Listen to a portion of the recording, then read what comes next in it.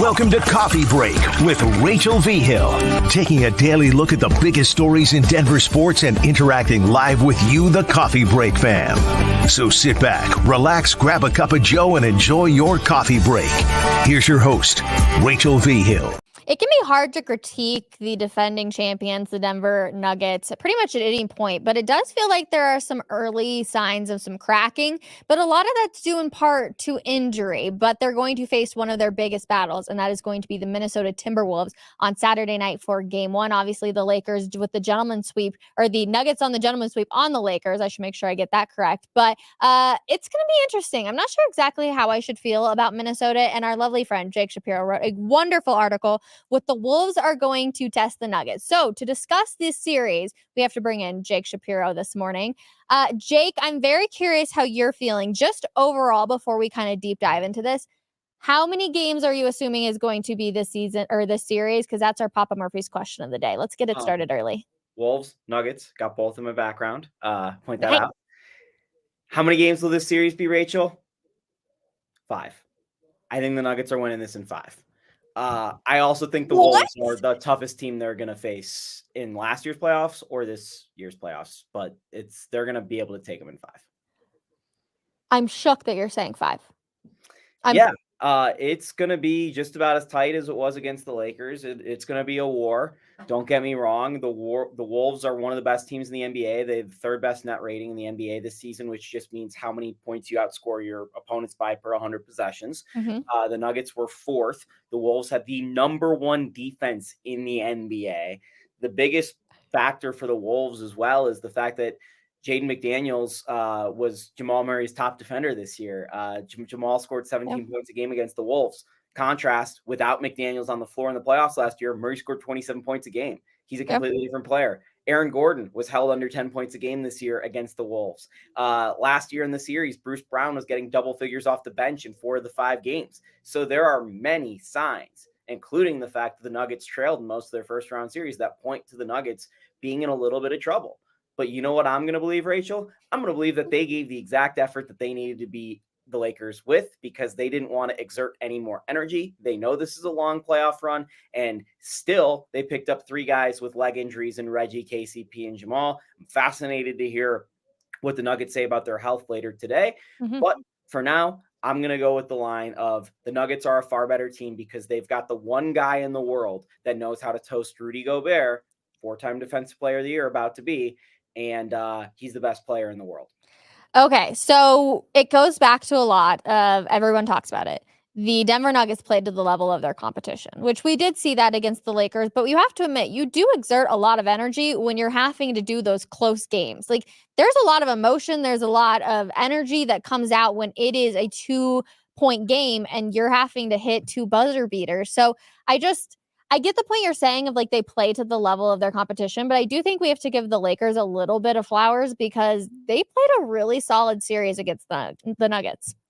I learned this last year, Rachel. I'm going to credit every single Nuggets opponent along the way. I'm going to tell you how good they all are. Because last year, I told you how bad they were, and then everyone used it against me to say, the Nuggets playoff run wasn't anything. While meanwhile, they beat more All-Stars in the history of any playoff run in NBA championship team history. So I'm going to go ahead and credit every single opponent along the way. The Lakers were really good. They really were. They honestly, they were a strong team. I thought Darvin Ham was a better coach than most people think. I thought he got the most out of that team, but ultimately LeBron James ran out of gas at the end of games. He was old. Anthony Davis just didn't have enough in the tank. D'Lo couldn't step up to be consistently a third banana type all-star guy that he's been in the past. So people always say, they play down to their competition as if it's a bad thing. I think it's a good thing when teams play down to their competition and still win because it means you know how much energy you need to win these games. And exerting extra energy this time of year is bad. I agree with you. These emotional buzzer beater type games are bad. But as soon as you got into a series against the Lakers with all of the drama, the media stuff, the things that have gone on between these two teams going into it, there was going to be a lot of emotions in this series no matter what. The fact that you got out of it in 5 games against that team with that whistle, that was honestly impressive. Besides the fact that they trailed. I'm with you, Rachel. I texted in the middle of the third quarter of game 5 to a buddy. I'm like, that Wolves future is looking spicy right now. Like, Yeah. I had a lot of glaring red flags about what the Nuggets did in that first round series, but I don't think it's necessarily an indictment of who they are as a team. I just think it was kind of how the matchup played out. There are some things going into this Wolves series that I'm watching very closely that I'm like, if this goes one way, it might be bad. But the things I wrote about in my Nuggets Wolves preview that, as you talked about on denversports.com, I think all the things that need to happen for the Nuggets are probable or likely to happen. Okay, so break it down. Give me these 3 things that you think. Yeah, so Nikola Jokic needs to bring his absolute A game. Like, let's start there. Real quick, can we talk about sometimes Nikola Jokic? I love him. I appreciate him. I think he is the greatest. Sometimes he needs to just be selfish. Like we saw that a few times where it was like, Jokic, just take the shot, please, instead of trying to pass it. And that's one thing I want to see in this Wolves series is for Nikola Jokic. If things aren't going for Jamal or MPJ, Aaron Gordon, KCP, whoever it is, just be selfish a little bit. Well, he might have not have the opportunity to do that. Like, he didn't have the opportunity to do that in game 5 because the Lakers just swarmed him until late. And then Jokic started cooking. So what I'll tell you is Jokic scored like 2 points per game less, had 4 assists a game or 4 rebounds a game less, and 1 assist less per game on 10% less shooting in last year's first round than this year's first round. It's not that he was bad. He was still averaging a triple-double on 50% shooting. Yeah. But it is fair to say that he got slowed ever so slightly by the Minnesota Timberwolves last year. It was one of the worst playoff series he's had, which again is crazy because he was phenomenal. But he needs to bring that A game. That's the number one thing. Do you have faith that Nikola Jokic can bring his A game? Of course you do. Absolutely. It happens all the time. Aaron Gordon is the X factor in this series. He needs to do absolutely everything, and he needs to do it without fouling. We saw DJ play 9 minutes in game 1, then not touch the court again in round 1. We saw DJ play 10 minutes in the first game, basically against the Wolves last year, then not touch the court again. So the Nuggets don't really have a backup big. They're going to need Aaron Gordon to go toe-to-toe with Rudy Gobert as the backup center. Then they'll need Aaron Gordon to play the power forward against Karl Anthony Towns, perhaps at times guard Anthony Edwards, while at the same time, as the backup, guard NBA Sixth Man of the Year, Naz Reid. So Aaron Gordon's job in this series defensively is immense. And then on offense, he hit 4 threes in that series last year, Rachel, which were huge for spacing the floor. Aaron's going to need to hit a couple threes in the series and also be the threat that he was in game 3 under the hoop for the Nuggets to the point where it was embedded in the Lakers' heads for game 4 and game 5. Do not help off of Aaron Gordon. And that's why Jamal and Nikola were so successful in game 5 if you watch that fourth quarter back. The third part about this thing, Rachel, I said the stats with Murray and McDaniels. Jamal Murray needs to find a way to break Jaden McDaniels. I have faith that it's going to happen over the course of the series, but Jamal's going to need to find a way to just slay that beast. I was going to say, I saw the article that came out about Anthony Edwards and his talk on Jamal Murray saying essentially that, one, Jamal is Anthony Edwards' favorite player to watch, but he also went on to say without Jamal, they're not that good of a team. And now we obviously know there's a huge difference between the quality of this team when Jamal is out on the court and when they're not. But we also can't ignore the fact that he is dealing with this calf injury. Yeah, he's dealing with the calf injury. He only had 23 of the final 27 points responsible for in the fourth quarter in a closeout game against LeBron James. But you can including a one-legged game winner off the bad leg and a one-legged dunk over the greatest player of all time, according to some. So I think we're okay, Rachel. But as much as trust me, I feel that because Jamal Murray, I think he will play through anything too. The way he talked in his post-game press conference, he was, talking about how he can't not help his teammates, right? Like they need him out there. And Michael Malone even joked. He was like, yeah, after the game, Jamal came up to me and said, if I wasn't out there, we probably wouldn't have won, which is a true statement. But it can't happen every single time. Like if he's dealing with this injury consistently, like it's not realistic to expect him to hit a game winner like that all the time and not continue to like injure himself more. Well, he had 28 shots and 32 points. So it wasn't like he had the best game ever. He had a good fourth quarter. He was a defensive liability in the first half of the game, and the Lakers were picking on him in his one leg. The Wolves will make that even tougher because they have Karl Anthony Towns, who is an all-star. Really, Yeah. the only guy you could hide Murray on is Gobert, and he's 7 feet, so you can't do that. Mike Conley's a veteran guard who's given the Nuggets everything in playoff series before. Anthony Edwards is scoring 31 points per game so far in this playoffs, and McDaniels had 2 20-point-plus games in the first round, and he's their defensive stopper. So you're not hiding Murray anywhere on the floor. In fact, the only thing you can really do with Jamal, which is kind of interesting, Rachel, and it's the thing that cost the Nuggets in the past. Remember Monte Morris? I do. He's the Wolves' backup guard, and Mike Conley's also like 6'2". So the Wolves are gonna play 48 minutes a night of either Mike Conley or Monte Morris. It's pretty big in this series that Jamal gets those two on mismatches, cross matches, and then tries to get them switched onto him and just bullies them for being small. The Nuggets lost playoff series because Monte Morris was small. Time for them to exact revenge. Okay, I kind of like that. I'm not going to lie. Obviously, offense always kind of runs through Jamal Murray, but if he's going to be seeing so much pressure, MPJ is going to have to be stellar, which he's been great. He was fantastic in the first series, especially with everything going on off the court. Do you almost switch it a little bit to make it a little bit 50-50 with both MPJ and Jamal?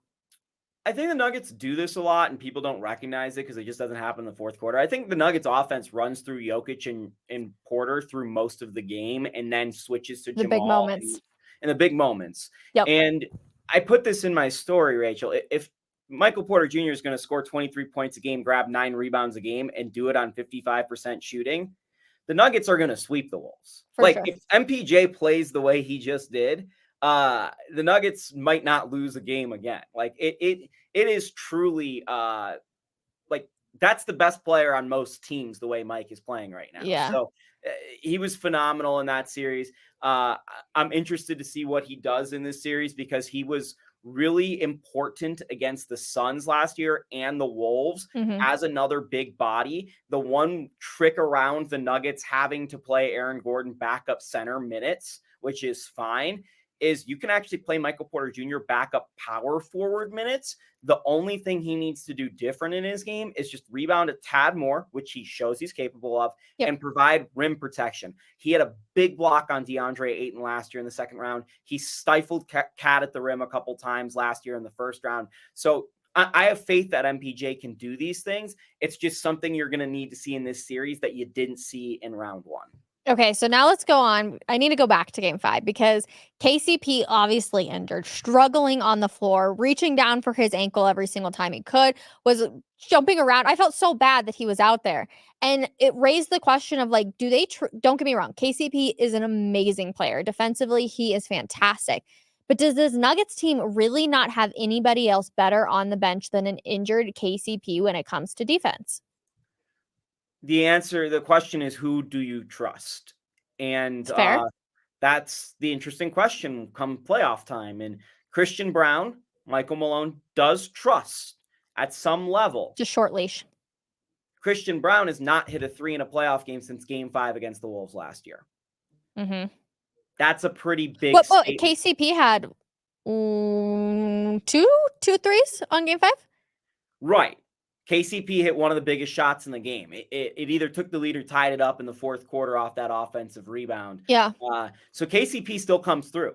And the thing is, the leg injury bothered him, but he didn't necessarily need his amazing foot speed for guarding LeBron because LeBron is not that explosive, quick-wise of a player as he was maybe 10 years ago. The problem with KCP's leg injury moving forward, Rachel, is that he already proved last year that he's not strong enough to guard Anthony Edwards, and Aaron Gordon proved that he wasn't quick enough to guard Anthony Edwards. Yeah. Which means whether KCP's healthy or not, you need Christian Brown to come in there and give Anthony Edwards hell for 5 minutes a night. You need Peyton Watson to come in there and give Anthony Edwards hell for 5 minutes a night. Those are two things that are going to be underlying stories in this series that are going to be fascinating. And I think that KCP leg injury is perhaps the biggest scary thing going into this series for the Nuggets. It's not Jamal. It's actually the KCP leg injury. Well, and everybody's like, oh, it's just a rolled ankle. And it's like, have you ever had a rolled ankle? Do you know how long that can last and how painful it can be? And yes, I know that they get plenty of treatment and everything. It still can definitely hurt. Yeah, I'm definitely paying attention to how KCP is going into, and you'll have to let us know over at denversports.com today after practice. But anything else that you're looking at that you're like, oh boy, the Nuggets are about to get a earful, mouthful, whatever you want to say when it comes to this Timberwolves team? Yeah, I've got actually a couple interesting things that I haven't really hit on yet, which is number one, even though the Nuggets were trailing most of the series and the Timberwolves just blew out the Suns, the net ratings in the fourth quarters of the first rounds between the Nuggets and the Timberwolves were about the exact same. So it shows that the Nuggets still have that flip that they, or the switch that they can flip moving forward. I mentioned Jokic on Gobert. Some of Jokic's most historic games have come in Rudy Gobert, the brother I have 47 game. One of those games, of course, was that game 80, which was on April 10th, I think. I literally was going to say like the 10th or the 11th. Yeah, and that's the reason why the Nuggets have home court advantage in this series is because they won that game. So that's pretty big, and Cat didn't play in that game, so it's worth, kind of noticing. In the second half of the season where the Nuggets went 21-5, I think they're 25-6 now, or 25-7, including the playoffs. The Nuggets net rating was second in the NBA and was like 7 points per 100 possession better than the Wolves in the second half. So the Nuggets are playing better ball. And then something that's, I think, really important going forward into this series, Rachel, that's really not getting talked a lot about in Denver, but is getting talked a lot about in Minnesota. The Minnesota Timberwolves don't know who their coach is for this series. Yeah. I talked about this on Denver Sports Daily today. You're correct. They don't know who their owner is right now. That is begun in meditation. Yesterday, mediation.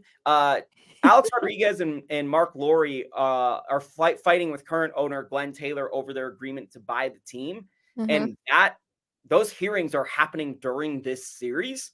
So the Wolves have no idea who owns them right now. That's a whole thing. But in terms of actual impact on this series, Chris Finch was one of Mike Malone's best assistants, and he has led the Wolves. He's a fantastic coach, fantastic. And I honestly feel horrible for him because he suffers this horrible patella tendon injury with Mike Conley diving into him in the closing minutes of one of the biggest wins in Minnesota Timberwolves history. Sliding over to take his place was Mike Inori, who also is a Nuggets assistant. So you're going to have a Nuggets assistant coaching the Wolves in this series. The question is who and how do they make the arrangements for Chris Finch to eventually rejoin the Wolves on the bench? On the other side with the Nuggets, Rachel, Ryan Saunders on the Nuggets bench, former head coach of the Timberwolves, son of one of the best Timberwolves coaches of all time, Flip Saunders, David Adelman, the son of Rick Adelman, former head coach of the Minnesota Timberwolves. Like, there are a million connections between these coaching staffs and teams when you go back to like Conley and Gobert and the Jazz against the Nuggets in the bubble. There are just, and Tim Conley, the architect of this team for the Nuggets, becomes the architect for the Wolves. So the guy who built the monster in the Nuggets is now the guy trying to take down the monster with the Wolves. It's like a fascinating series from like all these different storylines, perspectives. I honestly think this is a far more interesting series than the Lakers. It's just LeBron James is not attached to it. No, trust me. I totally agree. And I've got the picture right here of there's Chris Finch obviously going down. So it's really interesting, the whole thing where you're just like, oh my gosh, he has to get surgery after this. He has to keep his legs straight essentially for the next however long it is for his recovery. Who knows where he's actually going to be sitting and if he'll be down there. Let's be honest. Like, yes, assistant coaches can come in, but there is a trust that you have with your head coach. And so it does play a small factor. I don't think it's a massive thing, but it is definitely a small factor in this. And one of the things I would say is too, it matters a lot more in the playoffs than it does in the regular season where teams are just kind of doing their thing because there are so many strategic decisions. And even that 5-second communication it might take for Finch from the locker room or a suite or wherever he might be to get down to the bench for a challenge, that might be the difference between a good and a bad challenge. You might not have all the information you need in those 5 seconds of communication. True. So those things are going to matter in a playoff series. These little things do matter. Another thing to look out for, speaking of challenges and bad foul calls, Rachel, the Nuggets this year only scored 13.2% of their points from the free throw line, which is the 5th fewest in NBA history by percentage. The teams near them are all bad teams. Like the Nuggets are a complete outlier on this. Yeah. And one thing I will tell you is the Wolves, while they're not the Lakers, they take 23 foul shots a game. So the Wolves are going to get to the line a lot more than the Nuggets, and the Nuggets are going to have to manage foul trouble and manage the Wolves' parade to the free throw line. So there are like a lot of tiny little things in this series that are going to hinge, but ultimately, if everything kind of goes the way I think it's going to go, and some things are going to go against the Nuggets, they're going to shoot a lot better, and they're going to win this series in 5. If this thing drags out, this probably going 7, and I could see a world in which it goes 7. But there's also a chance for this to only go 4. I don't see the world in which the Nuggets lose to this Wolves team. That's not what I think is going to happen. I think the teams that are more threats to beat the Nuggets over the course of a playoff series are coming down the line. Ugh. But this series is going to be really, really rough. And the fact that you just played them in a playoff series last year without 2 of their key figures, they're going to come in here with steam just like the Lakers are, because you ended their season last year. Yep. And we're building that playoff history, those rivalries right now where, a lot of people like the Nuggets. They're like, oh, this is cool. This fun little Nuggets team. They score a lot of points a couple years ago. Now every fan base is about to hate the Denver Nuggets, Rachel, because it's years of playoff series and playoff battles. It's funny that you actually said that. I was scrolling on Twitter last night or on X, and people were like, which team is finally going to beat the Nuggets? And I was like, we have arrived, everybody. The people actually hate the Denver Nuggets because they're so good. And that always happens. Jake Shapiro, an absolute pleasure to have you. Thank you so much. Great stuff over at denversports.com. All right. There he is. Make sure you check out his article. He will be headed out to Nuggets practice as they are going to speak, hopefully around 12 p.m. Mountain Time, 1 p.m. Mountain Time, I guess I should say. But so hopefully we get some good stuff out of them, and KCP's ankle is feeling a lot better. I appreciate you guys always hanging out with us. Thank you so much. And we will see you guys tomorrow morning, 10 a.m. for another episode of Coffee Break. Have a wonderful day, everybody. Bye.